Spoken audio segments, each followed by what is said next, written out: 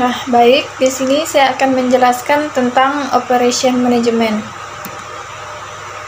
Namun terlebih dahulu saya akan perkenalkan diri. Perkenalkan, nama saya Intan Margareta, kelas M5.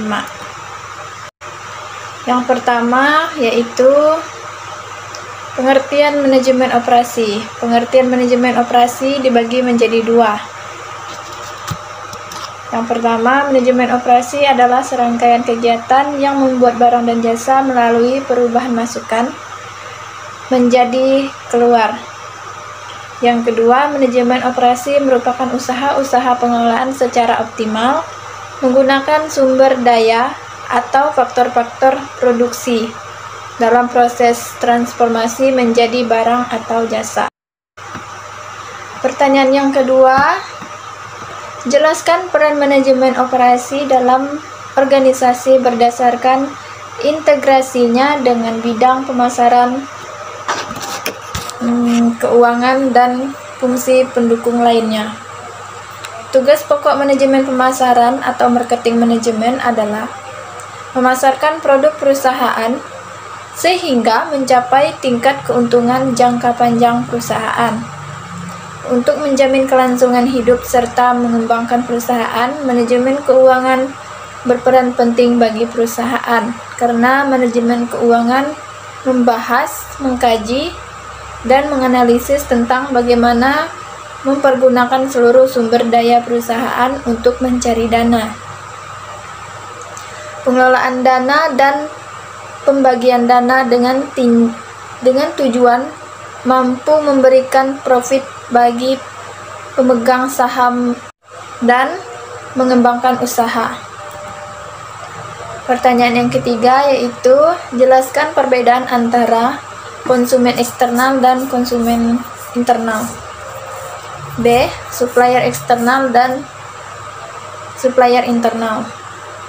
Nah, konsumen eksternal merupakan konsumen akhir yang memudahkan produk atau layanan yang dihasilkan oleh sebuah perusahaan konsumen akhir. Ini dapat berupa individu maupun lembaga-lembaga tertentu dan juga pengecer.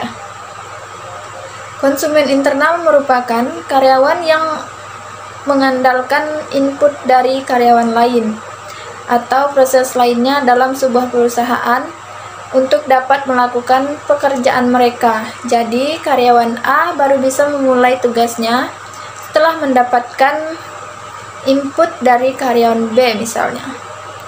Supplier eksternal merupakan bisnis atau individu yang menyediakan sumber daya layanan produk serta bahan baku untuk kebutuhan jangka pendek maupun jangka panjang perusahaan. Sedangkan supplier internal adalah karyawan atau proses yang menyediakan atau memasuki informasi maupun materi penting dalam setiap proses yang ada di perusahaan tersebut. Nah, yang keempat yaitu menjelaskan perbedaan proses operasi di perusahaan manufaktur dan jasa. Proses manufaktur memiliki respon lebih lama, lebih padat, dan kualitasnya dapat diukur lebih mudah bila dibandingkan dengan proses jasa. Nah, perbedaan utama dari kedua proses ini adalah tingkat interaksi dengan pelanggan, di mana untuk proses jasa atau layanan ini cenderung memiliki tingkat interaksi dengan pelanggan yang lebih tinggi bila dibandingkan dengan proses manufaktur. Tingkat interaksi pelanggannya lebih tinggi dalam proses layanan jasa, misalnya adalah pada jasa layanan konsultasi medis. Kemudian, untuk manufaktur, interaksi dengan pelanggan cenderung lebih sedikit karena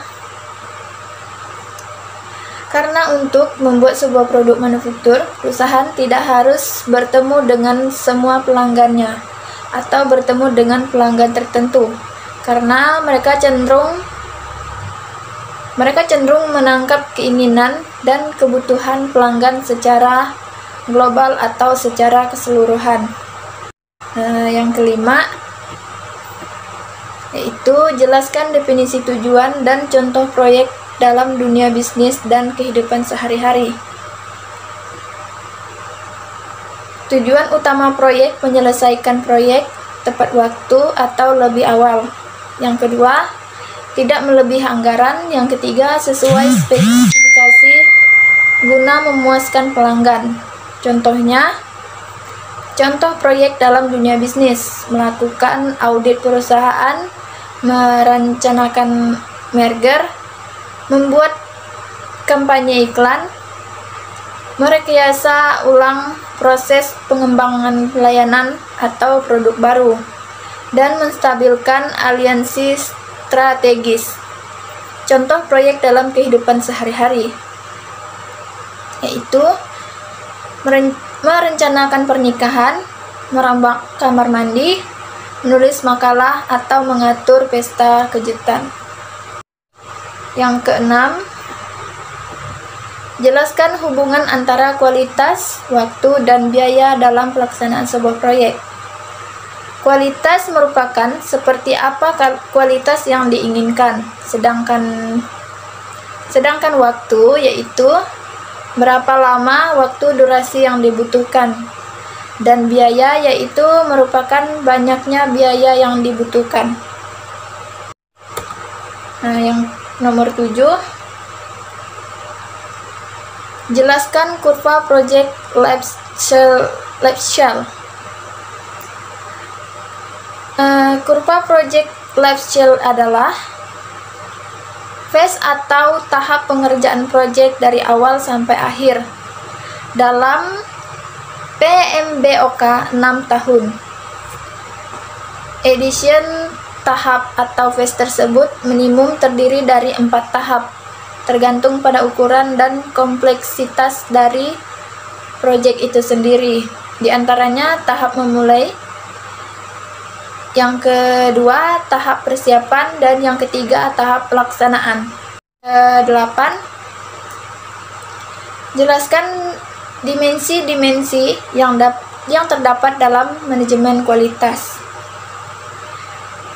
Nah, dimensi-dimensi tersebut terbagi menjadi 8 jenis, yaitu yang pertama, performa.